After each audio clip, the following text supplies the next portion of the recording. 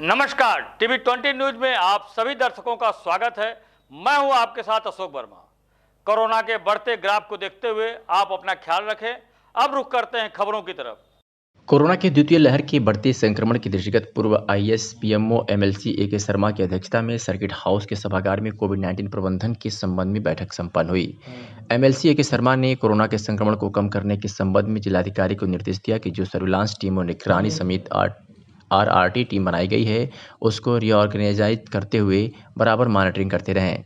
आगे उन्होंने कहा कि तहसीलवार जो कोविड कंट्रोल रूम स्थापित किया गया है उन सभी कंट्रोल रूम में गाड़ी उपलब्ध कराना सुनिश्चित करें। आगे एमएलसी के शर्मा ने आयुक्त को निर्देश दिया कि राजकीय मेडिकल कॉलेज चकरपाणपुर में एक फ्रंट मैनेजमेंट डेस्क बनाया जाए जिसमें डॉक्टरों अधिकारियों की ड्यूटी लगाई जाए। किसी मरीज के पहुंचने पर फ्रंट मैनेजमेंट डेस्क के अधिकारी मरीज को सही सलाह देकर उनका इलाज कराएंगे। उन्होंने जिलाधिकारी को निर्देश दिया कि ग्राम पंचायतों में अनटायर्ड फंड आवंटित किए जाते हैं उससे मेडिकल इक्विपमेंट क्रय करने व कोरोना मेडिसिन किट भी क्रय कराएं। एमएलसी के शर्मा द्वारा कोरोना मेडिसिन किट जनप्रतिनिधियों व प्रशासन को उपलब्ध कराया गया। इसके साथ ही जनप्रतिनिधियों से ग्रामीण क्षेत्र में कोरोना के संक्रमण के बारे में भी जानकारी प्राप्त की गई। इसके साथ ही जिलाधिकारी राजेश कुमार द्वारा पीपीटी के माध्यम से कोविड-19 के बारे में विस्तार से बताया गया।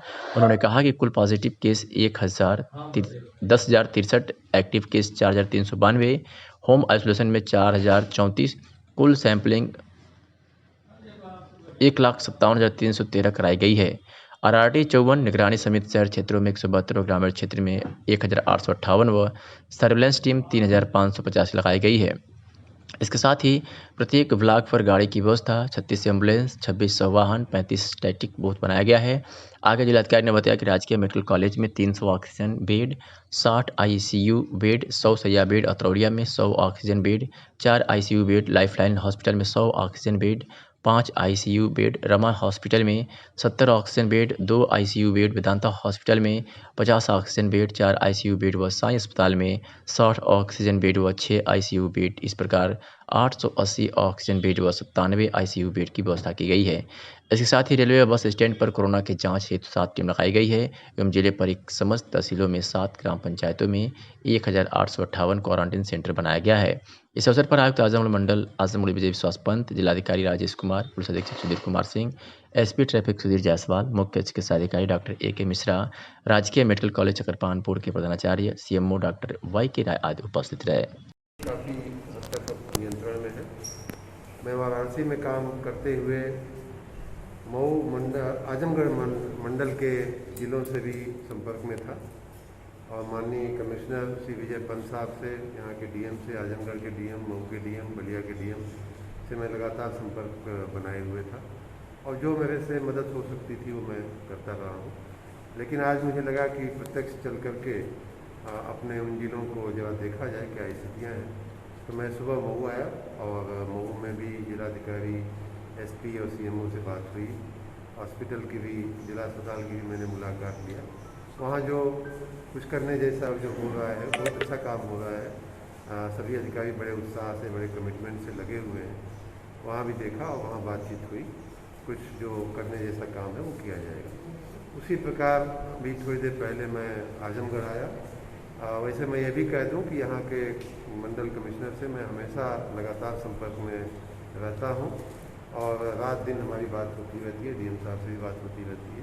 तो कोई नई बात नहीं थी, लेकिन फिर भी प्रत्यक्ष आने में और ख़ास करके जनप्रतिनिधियों से मिल कर के उनकी क्या जानकारियाँ हैं और उन जानकारियों को प्रशासन के साथ साझा करवाने का काम मैंने सोचा था और हुआ भी है। उसके मद्देनज़र कुछ चीज़ों जो हम लोगों से बाहर से अपेक्षित है वो किया जाएगा।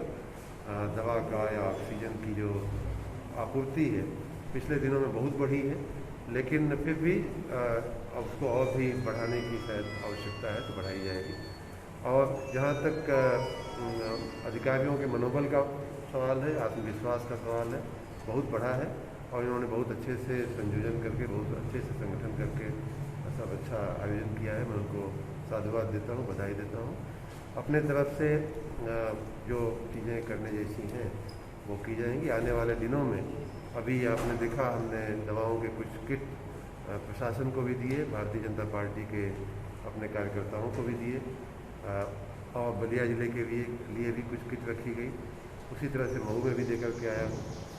मेरा आग्रह है कि इस तरह की जो दवा की किट है वो 100-125 रुपये की एक किट बनती है, लेकिन सामान्य आदमी उसे समझ नहीं पाता, तो उसको सुलभ हो जाए अगर स्थानिक रूप से या तो प्रशासन या पार्टी पहुंचा दे उसको, तो उसे लेने में कोई परहेज नहीं होता, कोई दिक्कत नहीं होती। वो लेकर के तुरंत वो प्राथमिक दिनों में, पहले दिनों में लक्षण जब मिलते हैं उसी समय अगर हम उसका उपचार कर लें तो काफ़ी हद तक समस्या कंट्रोल में आ जा रही है, बिगड़ने न दें केस को। उस आशय से ये किट बनवाई गई है। आने वाले दिनों में कुछ 1000 किट हम भिजवा रहे हैं और उसका मऊ, बलिया, आजमगढ़ सभी जिलों में सदुपयोग होगा। इस तरह की किट बनवाई गई है और आने वाले दिनों में ये कई हज़ार किट जो है डीएम साहब को यहाँ मिलेगी और मुझे आशा है कि उसका वितरण होगा। और सर, आपके तमाम विशेषज्ञों से भी बातचीत होती होगी, क्या लग रहा है कोरोना अभी पीक पे चल रहा है, अभी कब तक कुछ उम्मीद है? ये तो मेडिकल के फील्ड के ही लोग बता पाएंगे, हमें इस विषय में कहने का कोई अधिकार नहीं है। हम इतना ज़रूर कहेंगे कि हम आशा रखते हैं कि न आवे, कोई दूसरी तीसरी वेव की जो बात हो रही न आवे, लेकिन आती है तो मैं इतना ज़रूर कहूँगा कि हम इस बार शायद बेहतर तैयार हैं। पिछले समय की अपेक्षा हम इस बार चैलेंज ऐसा आया कि सब लोग उसमें अपनी तैयारियां हमने पीक पे पहुंचाई हैं, तो शायद हम उससे निपटने में हमारे